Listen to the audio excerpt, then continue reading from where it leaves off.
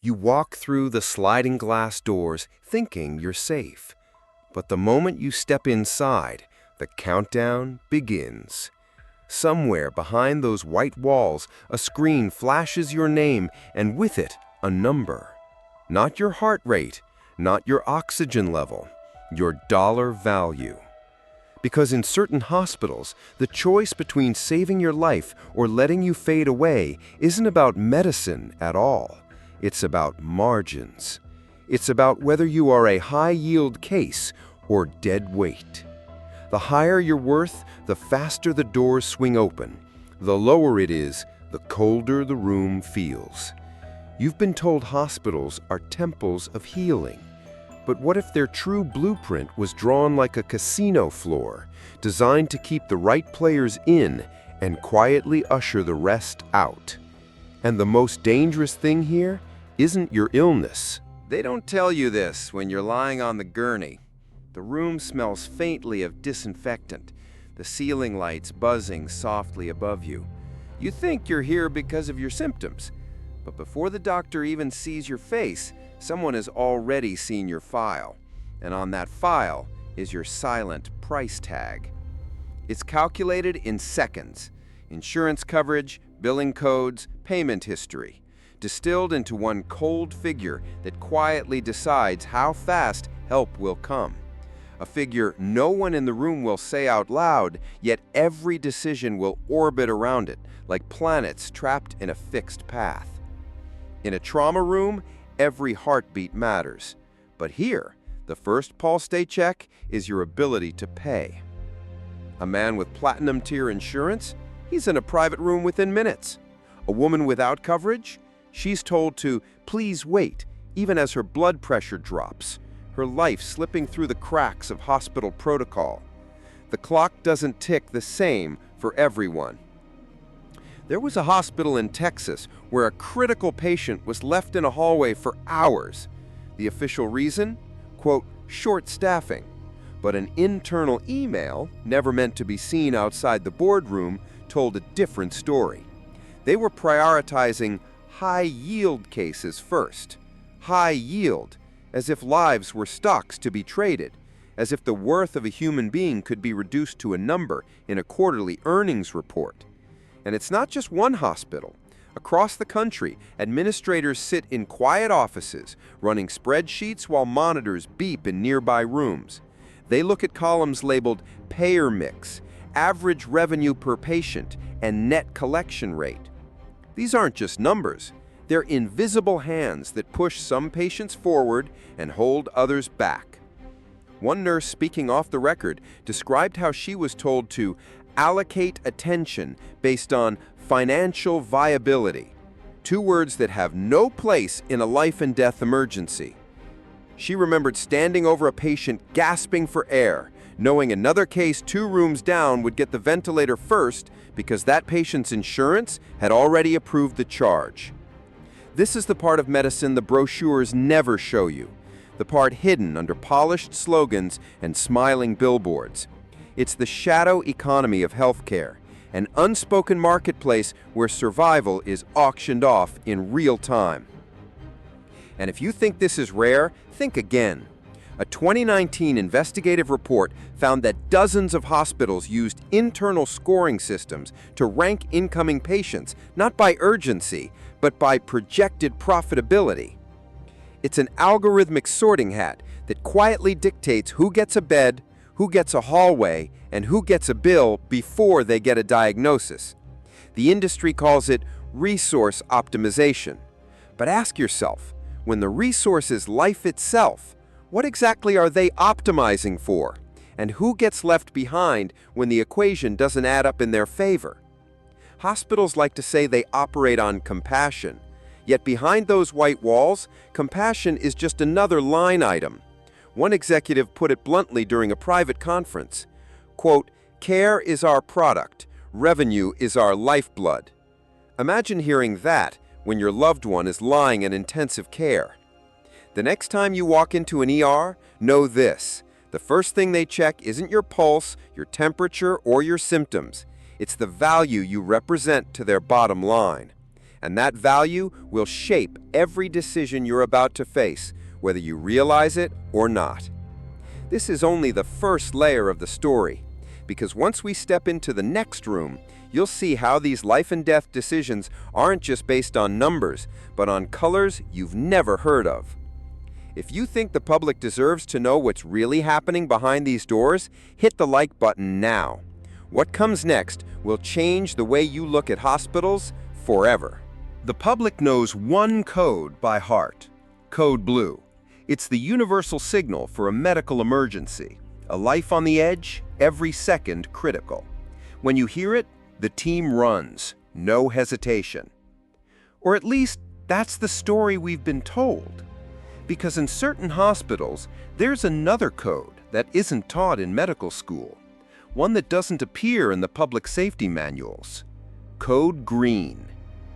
On the surface, it might sound harmless, even hopeful. But inside the walls of a for-profit hospital, Code Green means something entirely different: a priority case with high financial return. I spoke to a former hospital administrator who described it like this: Code Blue saves the patient, Code Green saves the budget. And when the two collide, it's not always the patient who wins. Picture this. 2 ambulances arrive at the same time, one carrying a middle-aged man with a suspected heart attack, insured under a plan notorious for slow reimbursement. The other, a young professional with a sports injury, covered by a premium private policy that pays out instantly. Both need urgent care, but only one triggers a Code Green. Guess who's seen first? You'd think medical ethics would shield us from this kind of triage, but in a system where hospitals answer to shareholders, priorities shift. An internal training document from a large hospital chain listed high-yield case identification as part of its operational efficiency program. It didn't spell out Code Green, but the language was unmistakable. Ensure resource deployment toward cases with the highest return potential. In plain English, time and staff go where the money flows. A nurse from California recalled a night where an elderly woman in respiratory distress was kept waiting while an orthopedic case, a fractured wrist, was moved ahead. Why? The wrist belonged to a well-insured patient, the lungs to a Medicare enrollee. Both would eventually be treated, but the order wasn't about medical urgency.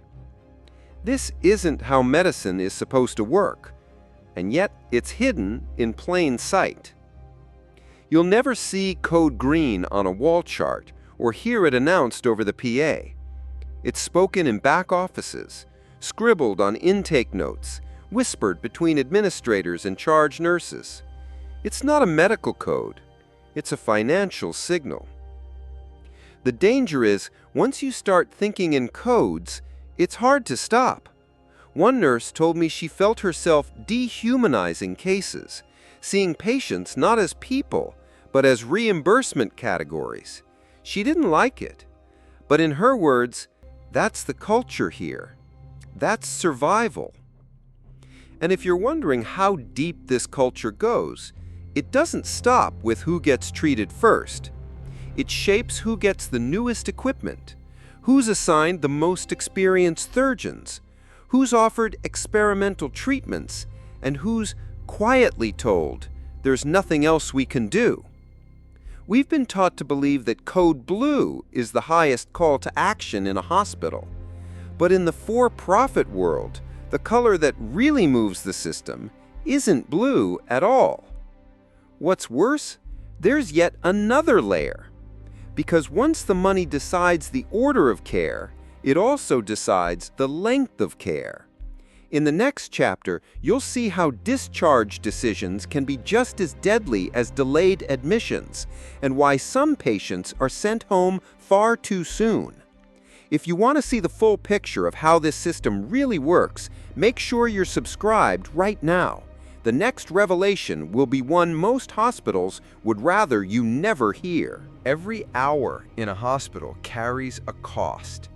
The ticking of the clock isn't just a measure of time, it's a meter, quietly adding up a bill you'll only see later.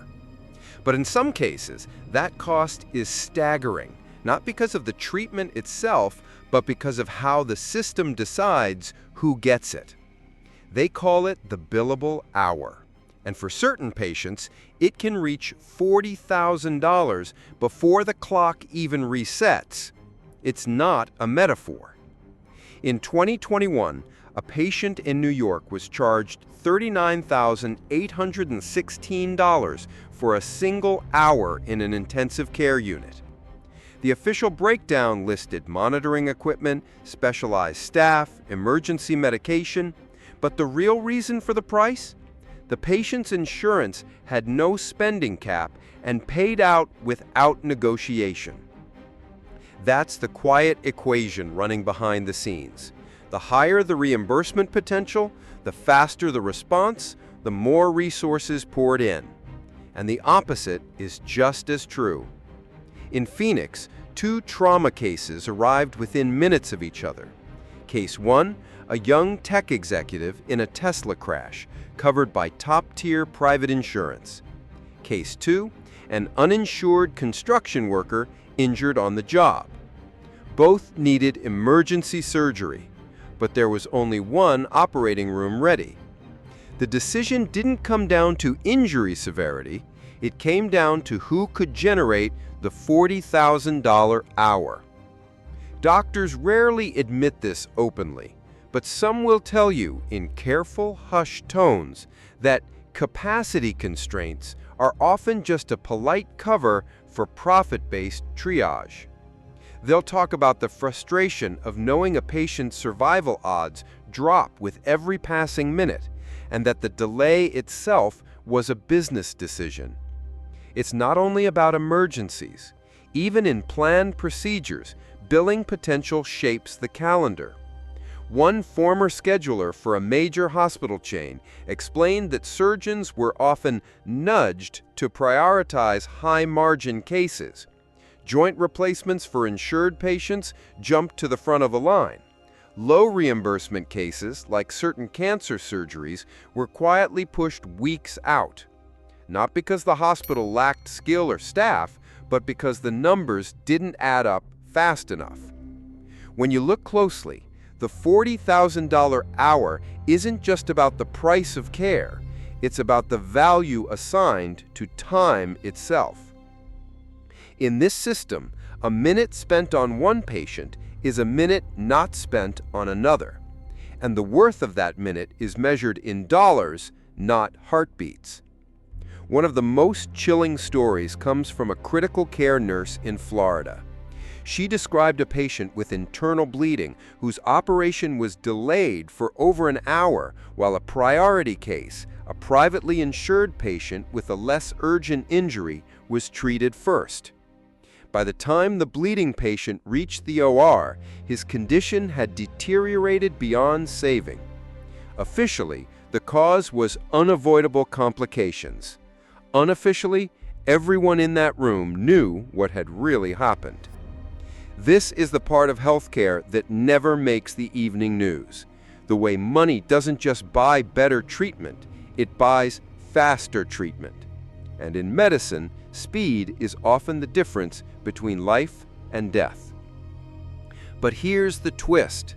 It doesn't end when the procedure is done, because the same profit logic that determines who gets treated first also decides when you're sent home, far earlier than is safe.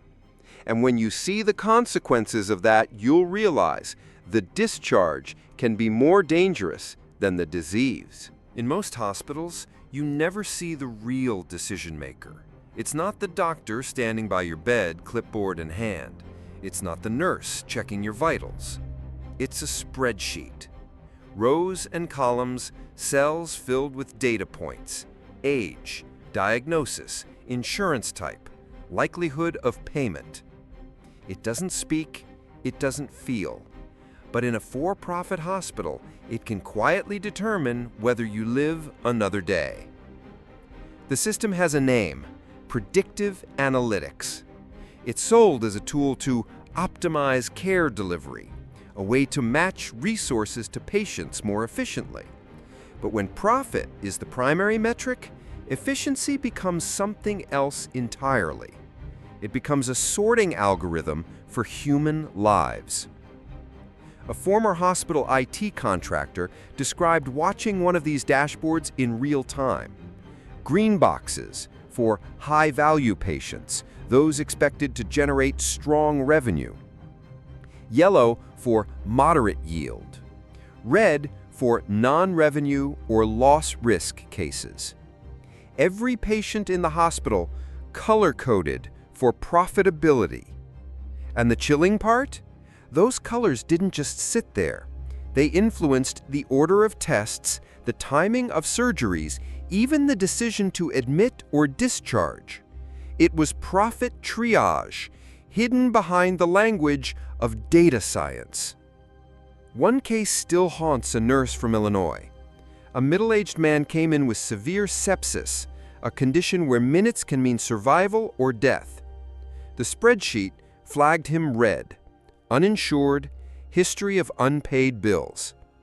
Instead of being sent to ICU immediately, he was routed through observation to delay costly interventions.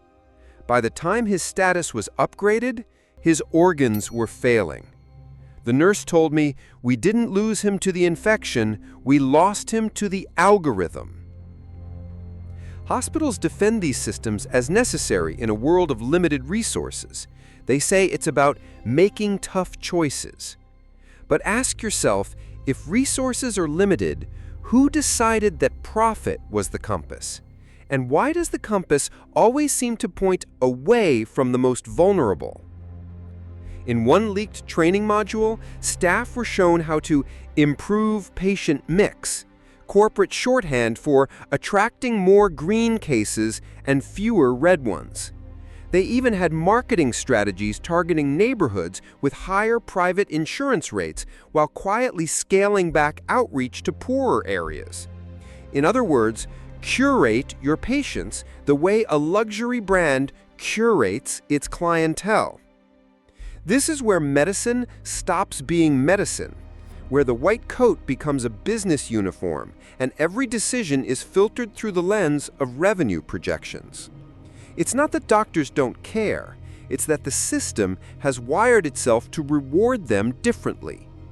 Save a high-value patient quickly and you're a hero. Spend too many hours on a red case and you're a resource drain. And when this thinking spreads, when it seeps into every corner of a hospital, it starts shaping life expectancy itself. Not because of biology, not because of medical limitations, but because a spreadsheet said so. We like to think death comes from disease, from accidents, from forces beyond our control. But sometimes it comes from a formula designed not to heal, but to balance a ledger. And if you think that's the end of the story, it's not. Because the final twist isn't in the hospital at all. It's in the boardrooms, the shareholder meetings, the places where healthcare is packaged, priced, and sold like any other product. That's where the system's true design is revealed, and where the illusion of care finally shatters. We grow up believing hospitals exist to save lives. The very word hospital feels like safety, a place where strangers will fight for you simply because you're human. But the truth is, in a for-profit system, saving you is just one option. The other is saving the bottom line. Behind the white walls, it's not just medicine at work, it's market strategy, it's pricing models, it's a quiet auction where urgency, care, and even hope are sold to the highest bidder. The next time you walk into an emergency room, you might think you're entering a sanctuary, but you're also stepping into a business, one that has already decided how much you're worth before you even say your name. If this opened your eyes, hit the like button so more people can see what's hiding in plain sight. And subscribe to Bull Secrets, because the next story we uncover will make this one look almost merciful.